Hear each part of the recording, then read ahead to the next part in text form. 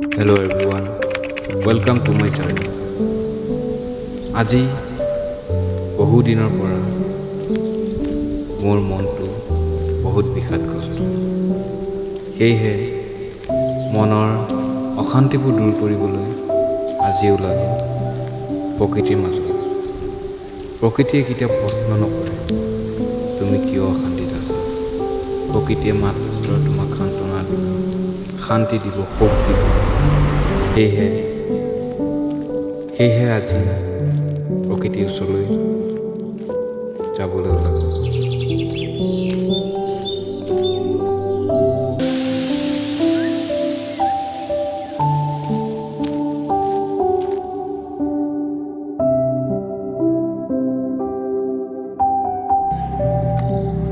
এই ব্যস্ততা জীৱনটোৰ পৰা অকণমান সময় উলিয়াই লৈ এই প্ৰকৃতিৰ মাজলৈ আহি নিজকে বিচাৰি পাব পাৰি। কেতিয়াবা এই ব্যস্ততা জীৱনটোৰ পৰা অকণমান সময় উলিয়াই লৈ এই প্ৰকৃতিৰ মাজলৈ আহকচোন। এই প্ৰকৃতিত নিজকে বিচাৰি পাব পাৰি। নিজৰ আত্মাইনো কি বিচাৰে, নিজৰ মনেনো কি বিচাৰে, অকণমান এই প্ৰকৃতিৰ মাজলৈ আহি নিজকে বুজি পাব পাৰি। সেয়েহে নিজকে বিচাৰি পাব হ'লে অকলশৰীয়াকৈ থাকিব লাগিব আৰু এই প্ৰকৃতিৰ মাজত নিঃশব্দ বন্ধু হিচাপে প্ৰকৃতিক চিনি পাব লাগিব। আহকচোন তেতিয়াহ'লে প্ৰকৃতিৰ মাজলৈ সোমাই যাওঁ।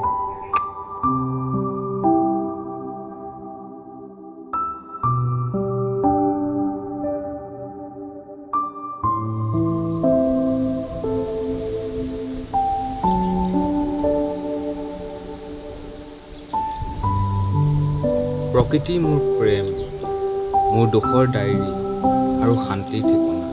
যিবোৰ প্ৰেম মানৱে নিদিয়ে, সেইবোৰ প্ৰেম গছ, পাহাৰ আৰু আকাশে নিঃশব্দে দি যায়।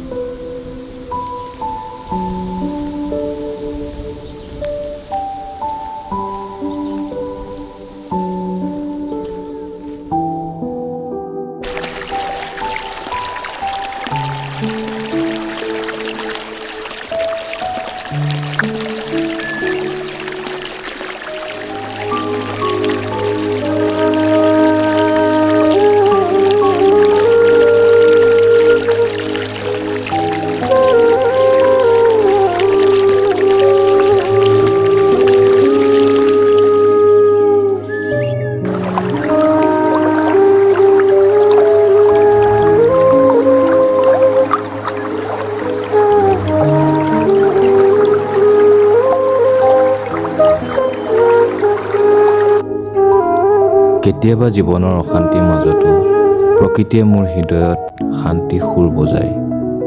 পাতৰ কপনি, নদী কলকলনি যেন মোৰেই হৃদয়ৰ ভাষা।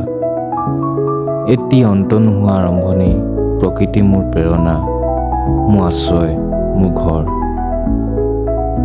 সেয়েহে আকৌ দেখা পাম কোনো এবেলি নীৰৱ বনত মোৰ নিঃশব্দ বন্ধুৰ সৈতে। ধন্যবাদ।